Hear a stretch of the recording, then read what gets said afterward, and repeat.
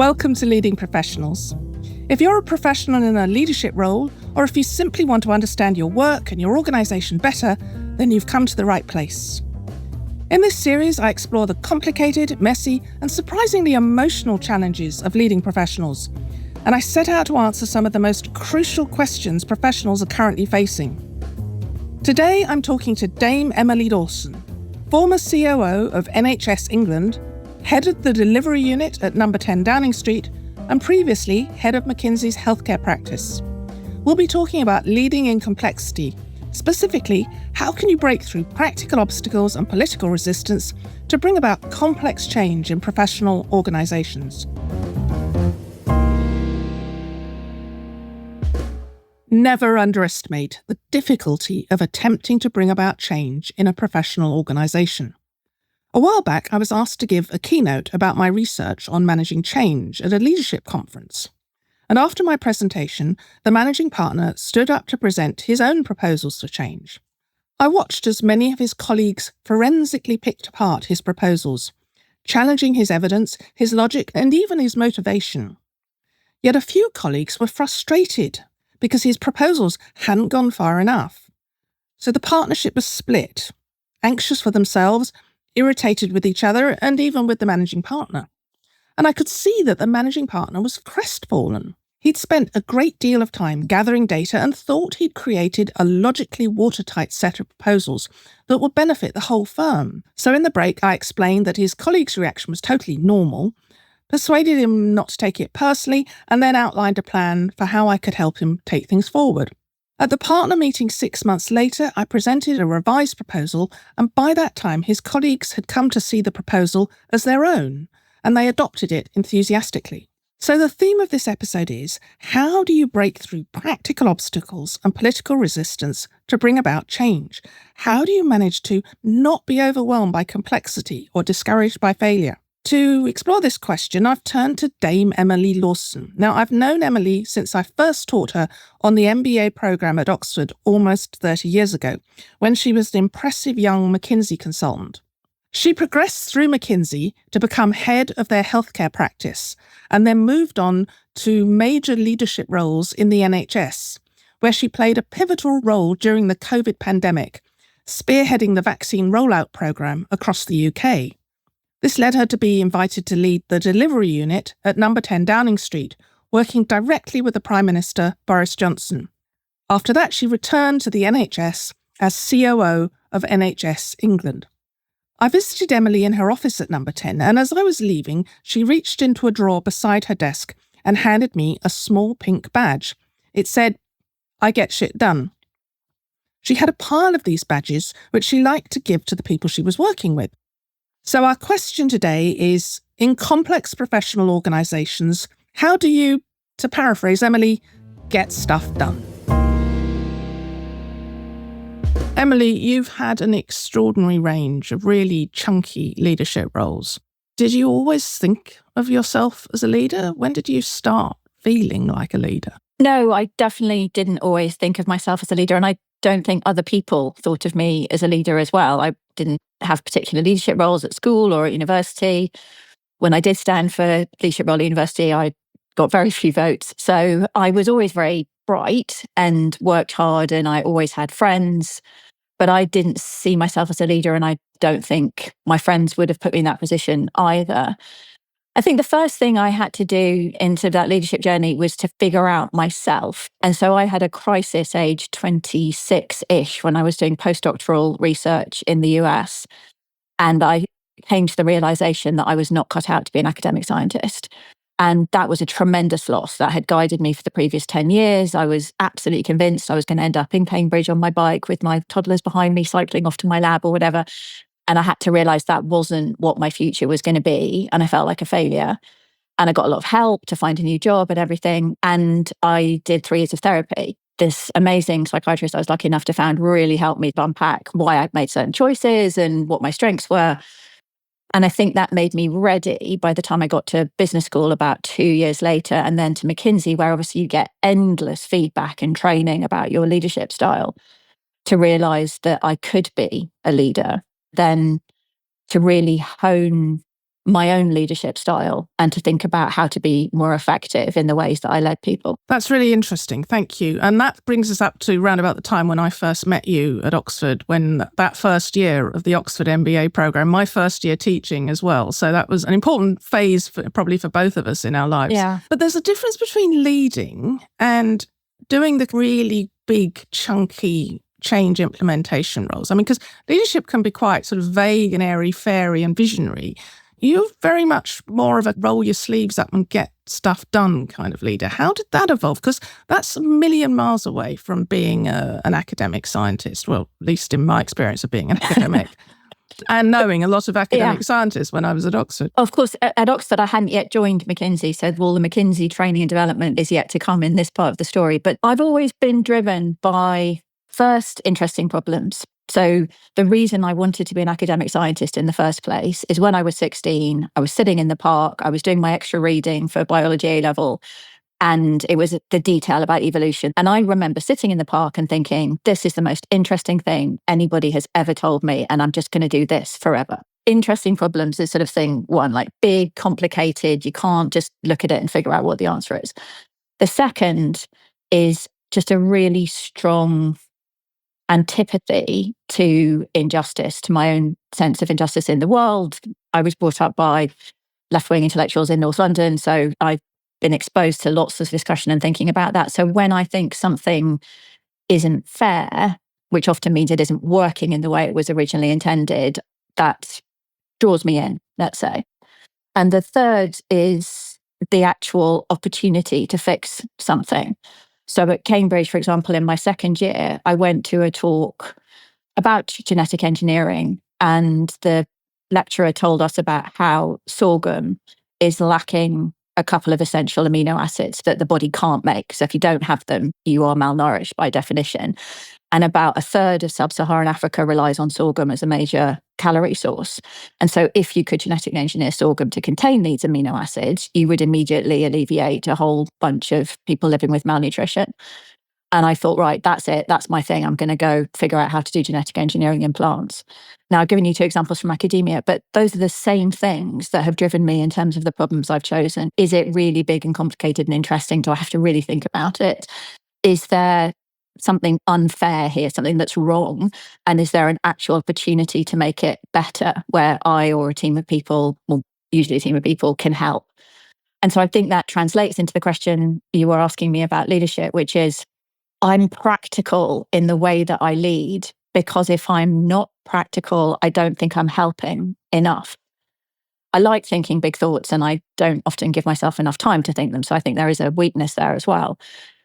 But what I'm really excited about is not just examining the problem, it's actually fixing the problem and assembling the team of people and the will and the energy to actually get something done. Now, that's interesting, because compared to the examples you're giving from science, those are still primarily cerebral problems to solve. Whereas as soon as you start looking at organizations, you may have the perfect, elegant solution, but unfortunately, as long as you're dependent on people to make it happen, the level of complexity you're dealing with is infinitely various, as infinitely various as people are. A moment of realization, sitting at my desk one night in the second term of my MBA, when I was taking the course taught by you on managing professional service firms, a course taught by Ashley Hopwood on management accounting, and a course taught by a visiting professor on global businesses.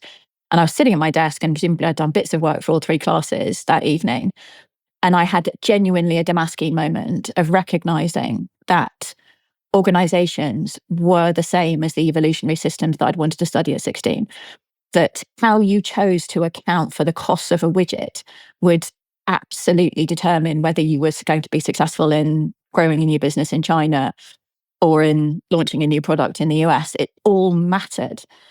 And so the reason I specialized at McKinsey partly specialized by accident, the studies I was staffed on, but I think I was genuinely good at it, was if you are going to make this organization better, you have got to understand not just the little bit of the problem somebody's asked you to look at, the marketing strategy or the cost of the widget or whatever, but why was that widget costed that way in the first place? And what is the opportunity to think differently and to talk to people about how that widget is costed, because that will have a determinant. It won't be the only issue, but it will be a key determinant of whether your brilliant strategy that you've written down on a piece of paper is actually going to be successful. And my practice at McKinsey focused on there are going to be a number of elegant intellectual solutions to this problem. The right answer is the one the client can actually do. And so figuring out both what the systems of the organization could allow you to do, what you could possibly change them to do, but what did the organization have the capacity, the energy, the foresight, the heart, what was congruent with their history and what they were proud of. That was what enabled the most successful studies to really help clients deliver long-lasting improvements in their performance. And it was my job, and obviously the team's job, to figure out that whole system while we were officially only working on a small part of it. And it was that realization I had during my MBA that I think shaped 13 years of practice at McKinsey for me.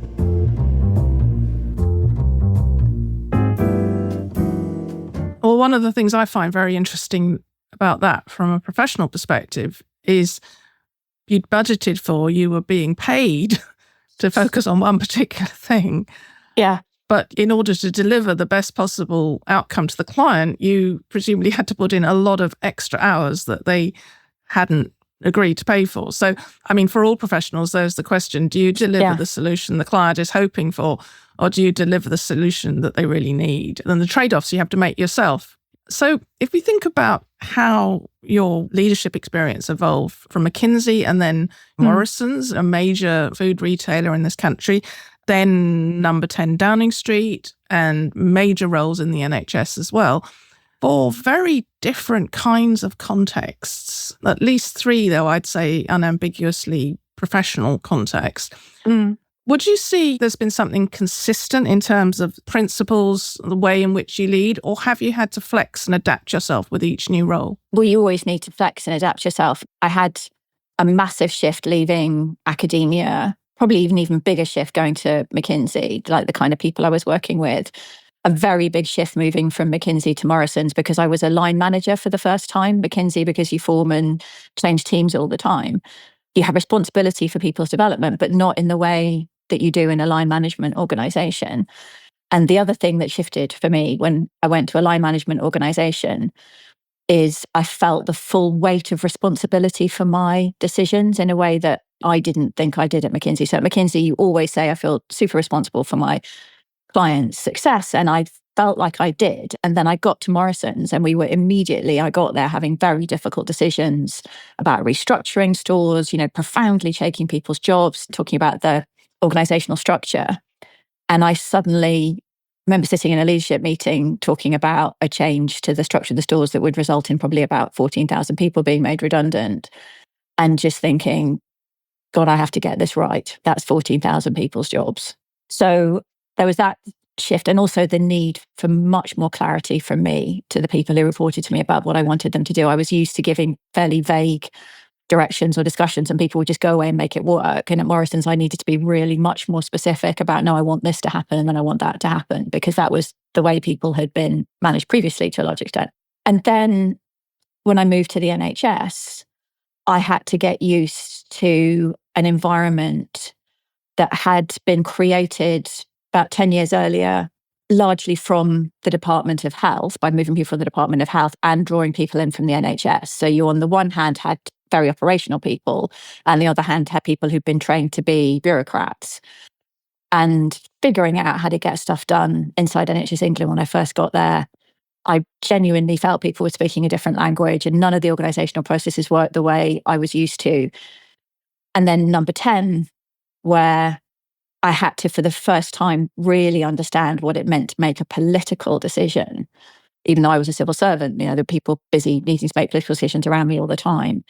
That was yet another shift. So every time I've moved organisations, there is some adjustment. When I moved client sites at McKinsey, there was a change, but my leadership style has needed to change. And I think I am profoundly better a leader now in my mid-50s than I was at 30 when I joined McKinsey, for example. That's really, really intriguing, because I can see that there are nested layers of complexity building up with each step.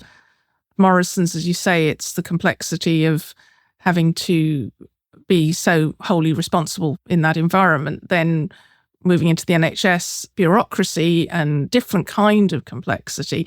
And in fact, probably part of the problem is that you don't actually have that same degree of responsibility because the lines of responsibility are so tangled. And then moving into a political arena where the complexity is going to be much more about small p as well as big P politics. Yes, that's right. So each time you put on an extra cloak of complexity and learn to fly with that. And then suddenly COVID came and you took on responsibility for rolling out the vaccination program across England. Now, obviously, those of us in the background were aware that terrible things were happening, frightening things were happening. You were in it right from the beginning.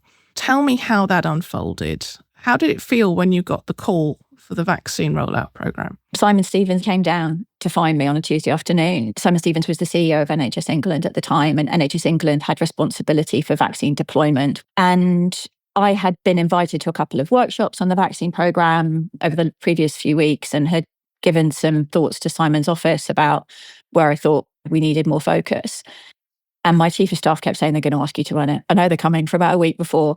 And eventually Simon came down and we all knew what he was going to ask. And that's what he asked. And I asked him for some time to think about it, even though I knew and he knew in that meeting I was definitely going to do it. I asked for 24 hours because I thought I needed to talk to my husband, who had put up with me and my children being completely absent for the first few months of the pandemic, running the PPE and ventilator efforts.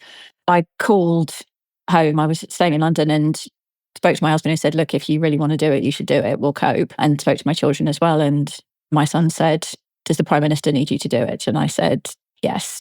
And he said, well, if the Prime Minister needs you to do it, Mummy, you should probably do it. And then in one of those sort of weird bits where it seems like there's a divine purpose, even though I don't really think that is how the world works, my regular weekly email from Rabbi Jonathan Sachs arrived. And it was a discussion of the Parsha, the piece of the Torah about Abraham's role as a leader and why Abraham is the first leader that really encompasses all three critical aspects of leadership.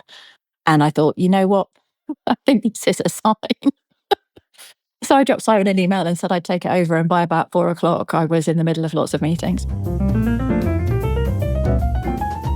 So when both your son and the chief rabbi thinks you should do something, it's probably a good idea to go ahead and do it. Yeah.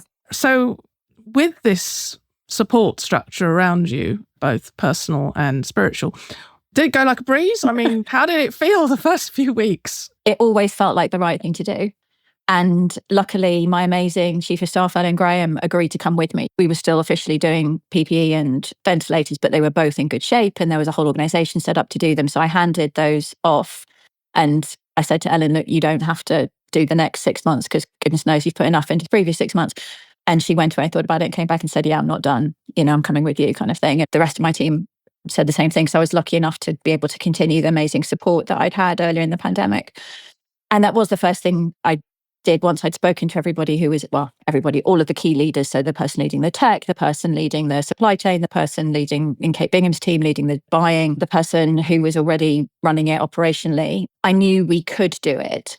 But I also knew there wasn't an adequate operational plan to deliver the vaccine, given the same week I took over was the week Pfizer's results were published showing that there was actually an extraordinarily effective vaccine. I mean, more than anybody could have hoped for. So what I had to get to grips with very quickly was how were we actually going to deliver a vaccine as soon as it was available, which was likely to be about 4 weeks from the time that I took over. I've heard you elsewhere talk about the idea of the importance of working out what is the exam question. Can you explain, I think you're hinting at that now, but can you explain what that really means? It goes back to the discussion we were having on complexity. Because if you have a problem like, how do I solve world hunger? It feels completely impossible, right? There's absolutely no way even the whole world coming together seems to be able to solve world hunger. And the vaccine felt like that. You had a vaccine that you didn't know exactly how it was going to need to be distributed. You didn't know how much of it you were going to have. You didn't know when you were going to have it. Earlier in the program, you hadn't even known you were going to get any. We did know what the priority groups were because the JCVI had already published their draft guidance, the Joint Committee on Vaccination and Immunisation. So there were some things we knew, but there was a lot we didn't know. And we were about to run the biggest and necessarily the fastest vaccination program that the UK had ever done. I needed to figure out how were we going to know that we'd been successful. And one of the things the government had wanted to do was to set a target of what percentage of the population we vaccinated. And I was really nervous about that because let's say you pick a target of 75% of people vaccinated, 75%, let's say, of over 80s.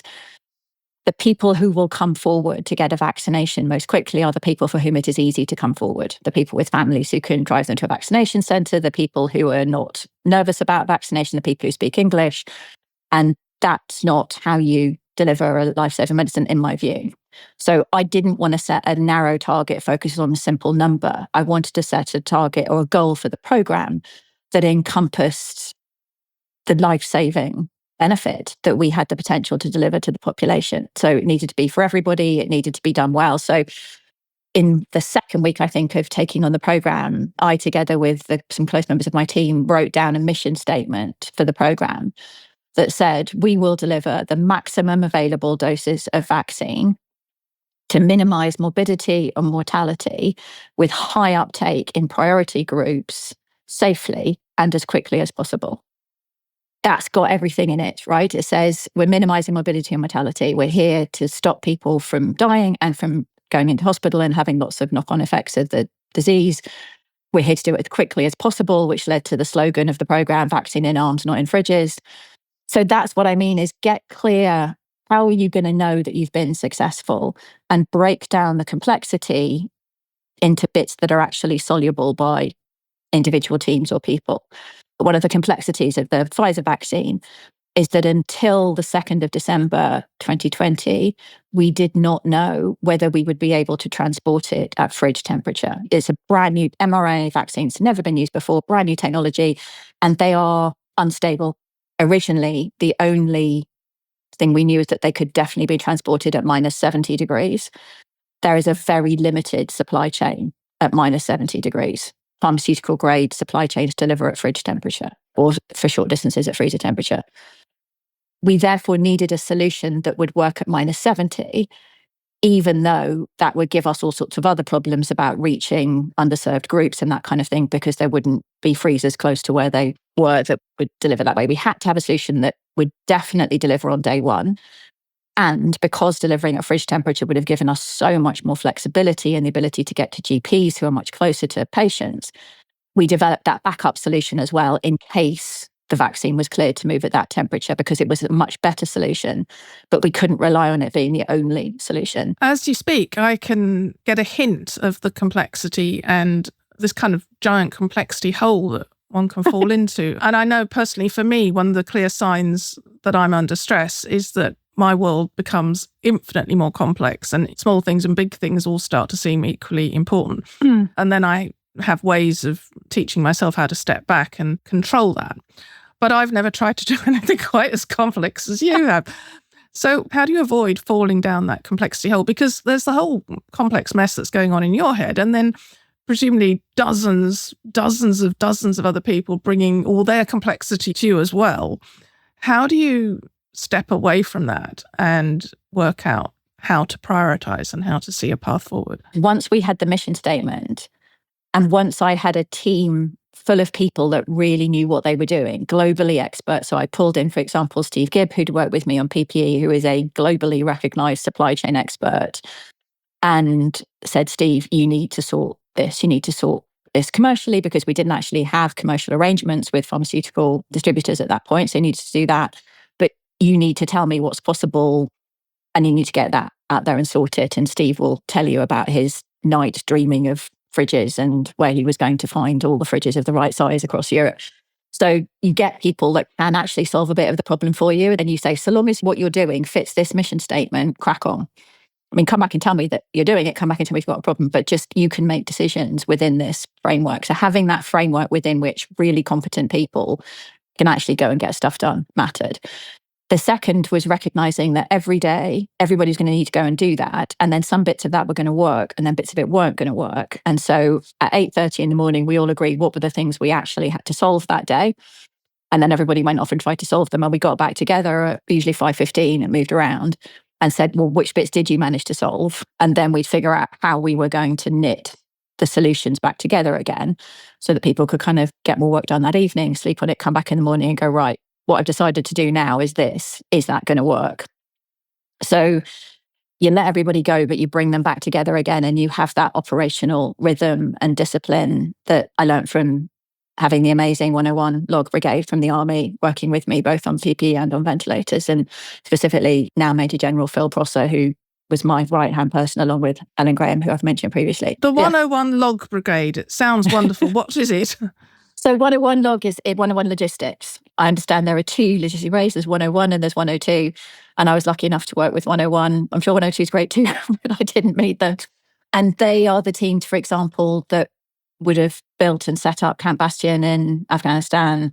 They're responsible for making sure the Army's got what it needs, when it needs it, where it needs it. But what I saw from the Army is the way they learn to work in a team is much more disciplined than the NHS.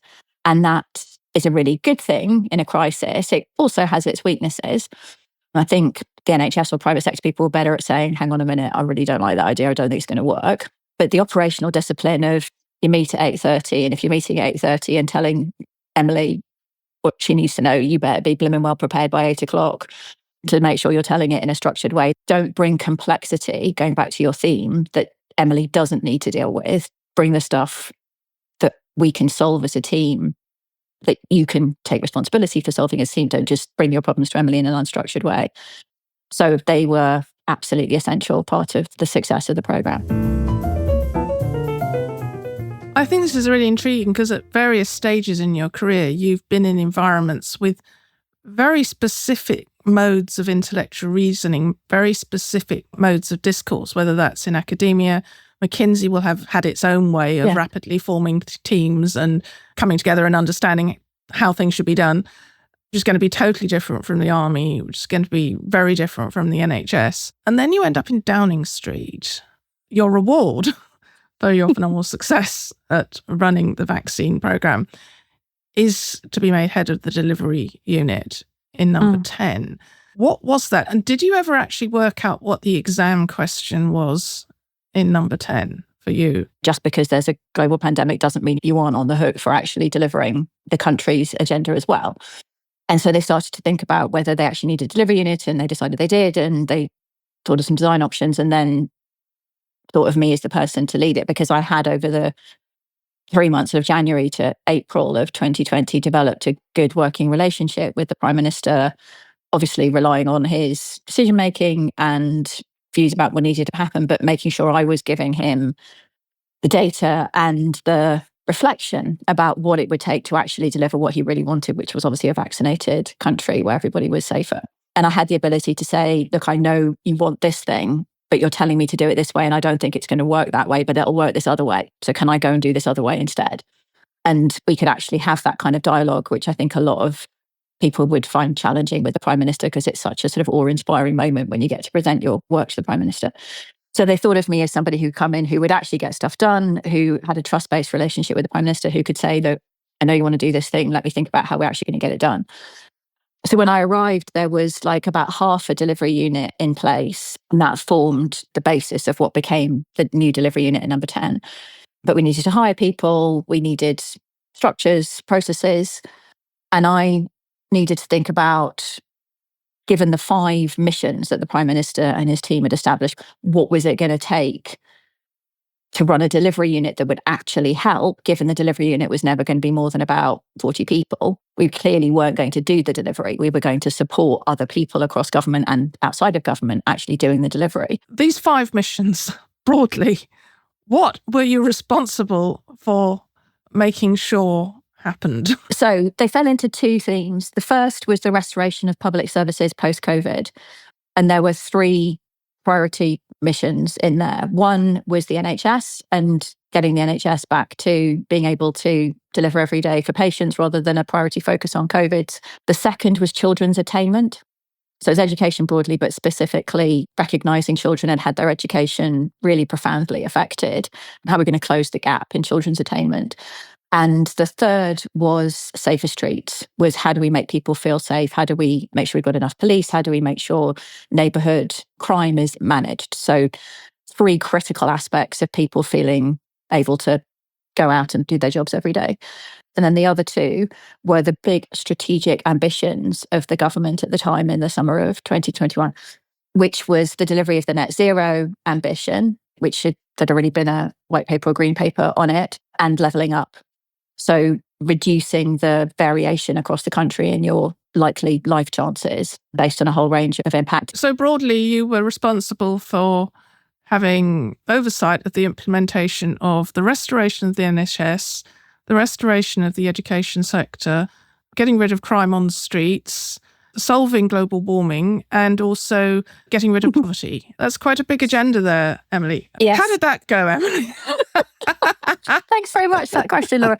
So first of all, obviously, that's a very good sort of journalistic way of putting the question. And we obviously couldn't do that. And even like the whole department for levelling up couldn't solve poverty through one parliament. So those were the ambitions. If I put it a different way, we were there to support the people that were doing the work every day, to make it more likely, to de-risk, if you like, the implementation approach.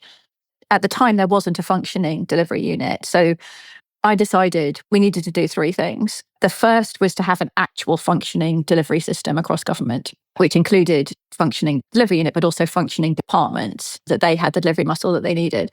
The second was you needed actual deliverable targets, which perhaps goes to the grandiose point you were making earlier. You can't say that we were going to be responsible for solving poverty, right? There had to be specific deliverable targets that we and the departments, et cetera, could be held to. And the third is we needed to actually deliver something. One of my absolutely essential bits of delivery philosophy that I've done, I think, in most jobs is to say, I've got this massive, great problem that I definitely can't solve in the time I've been given, but I can do a bit of it. And if I, together with the client team or the vaccine team or the delivery unit, can do that little bit, it will give people confidence to say, well, yes, that thing over there is massive and incredibly difficult. I don't know how to do it, but at least they've done this bit. So that shows that they kind of know what they're talking about. So we'll invite them back to talk about, the next bit. It's a little bit like a mini consulting unit, isn't it, right? You're never going to know as much as the client does. So you need to make sure you're bringing something that's actually helpful. So I'm thinking about the themes that have been underpinning some of these discussions. I mean, obviously, complexity is the explicit one. Yeah. But we've also been talking about managing networks of stakeholders coming from different perspectives. They're the implications of trying to make change happen within a bureaucratic structure. We haven't really talked explicitly about politics, big P or small. The assumption up until this point has always been that all the people you're working with are broadly sharing your goals and doing their very best to support you in its implementation. What happens when you actually move into the big P political sphere? Did you feel ready for that, or did it surprise you? I don't think it surprised me because I'd seen obviously some of it through the vaccine programme. I mean, I'd been reporting to the Prime Minister minimum weekly, sometimes more often than that, and meeting daily with the Health Secretary throughout the programme. So I was used to working with people from a range of backgrounds and seeing in the room sometimes how, the need to make an announcement or the need to change how people were feeling about things had been brought into those discussions. So I knew about that. I think I did not understand, and I'm not sure you can understand until you're in it, how Downing Street works. Number 10 is a very odd place to work, and lots of other people have written about that, so I won't go into detail. But the fact that I think physical proximity always matters in organisations. I think it matters which floor you're on and if the stairs need a security card or not, because you just bump into different people. But Downing Street, it really matters. And I've always known you need to build relationships, you need to listen to people, you need to get on their side of the table. But in Downing Street, oh my goodness, that was hard because a lot of what people say to you isn't the entire story because they're managing their own relationships across the organisation. And I'm incredibly straight. I have no poker face. And I think that's a strength, but it's also a weakness. And it takes me a while to figure out when other people are not entirely telling me the truth. So that needed some adjustment, I think, in my style. So how did you adjust when you started encountering people who were not? One of the main things was to have people around me that could spot it and go, hang on a minute, Emily, they're saying that to you, but they're saying this other thing around the coffee machine later. Because I am incapable of not being straight, so there's no point me even trying. I mean, I'm not stupid, right? There are things I won't say in certain meetings or I'll think about how I say them. I just really think, for me, for my style, for how I've chosen to be a leader, playing games around withholding information or whatever, it just isn't how I like to work. And I'm not good at it. So, right, there's not much point ever working in a way that isn't actually my core strength. But I had a team of people around me, including some really experienced civil servants, the people who came in to be the deputy directors of these individual missions. We had 5 of them.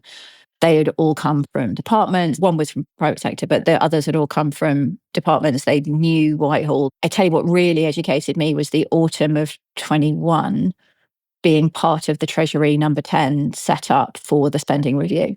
And I remember having a discussion with a brilliant person from Treasury, and basically the delivery unit was saying this particular thing that you don't want to fund, it is actually effective. And the Treasury person really didn't want it to be effective because she didn't want to fund it. And I didn't realise that until partway through the conversation. She said, look, we can't afford to fund this anyway, so there's no point you explaining to me that it's good because we can't fund this thing. And I was like, okay, well then I should have had a completely different conversation, because gathering all this data before I met you was kind of not the point. So it was recognising the pressures that people were living with within their own hierarchies and their own sets of responsibilities. That was really eye-opening. And I don't think I would have, I should have thought that was true, but I hadn't appreciated that was true before I was in it. So when you do encounter someone who's behaving in a way which doesn't make sense to your rational reviewing of the situation, it sounds like your solution is to actually try and understand why the way they're behaving is rational for them. That's exactly right. And there are 2 things I was thinking about before the interview that I think are really important for this. And the first is my profound belief is that nobody comes to work in the morning expecting to do a bad job or wanting to do a bad job. So if they are doing a bad job, my belief is there is something in their organizational context which is giving them signals that says doing a bad job is what's expected of you, or all you can do. And if you're ever going to fix an organization, you've got to understand what are those organizational signals and then change them, hopefully, so it becomes logical to do the thing you want people to do.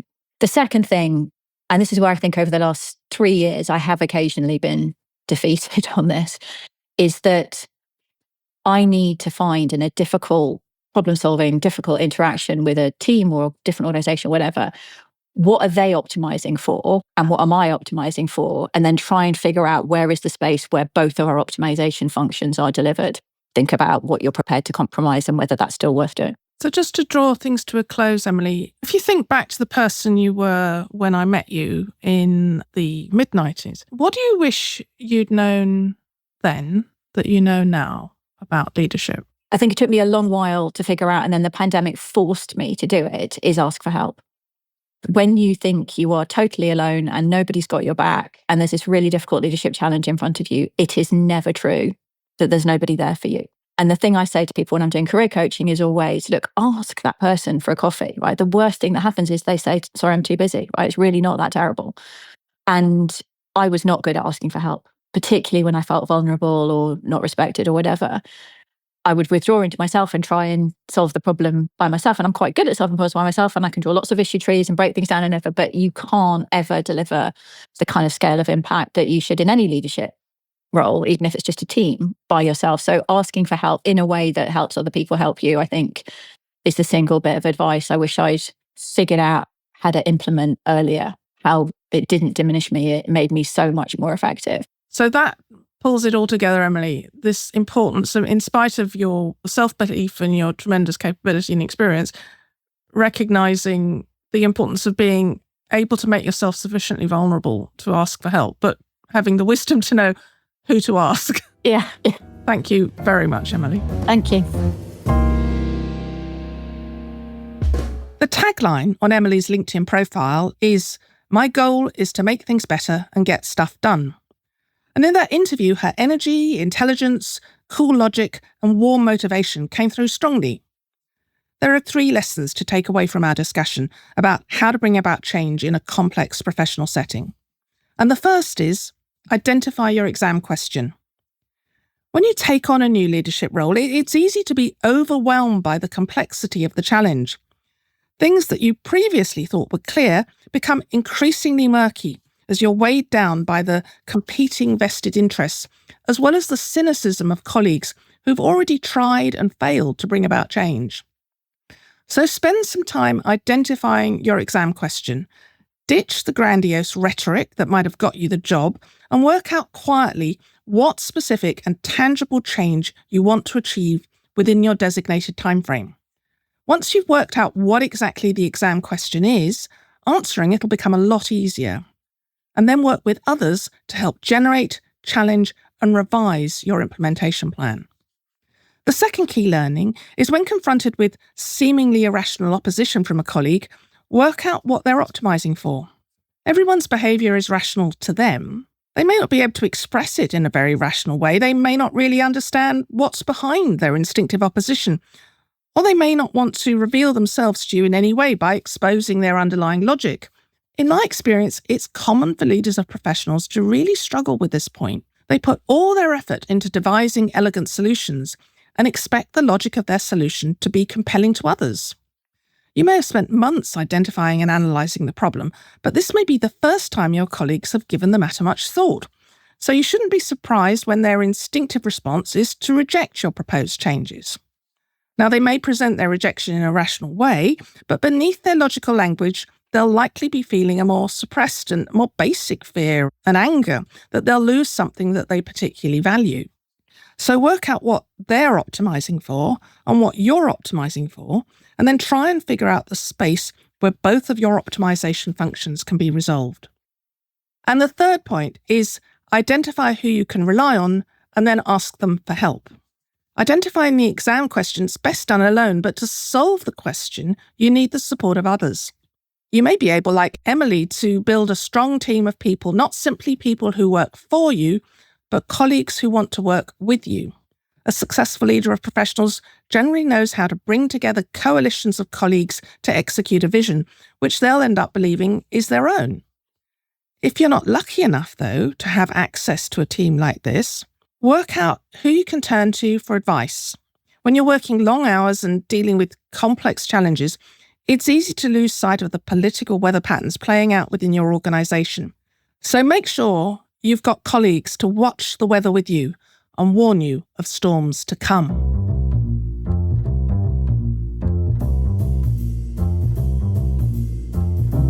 Thanks again to Dame Emily Lawson for joining me today. Now, this is the last in the current series, so thanks so much for listening and for all your messages and comments. I look forward to you joining me for the next series of Leading Professionals. Meanwhile, remember you can access all the episodes of the previous series, Leading Professional People, via your podcast feed. In various episodes, I explore themes including subtle power, profiting from sustainability, and Are Spies Professionals, and interview leaders of organisations including EY, Slaughter & May, and MI6. You can also read much more about leading professionals on my website, lauraempson.com. And please remember to subscribe, rate and review Leading Professionals wherever you get your podcasts. So goodbye until the next series.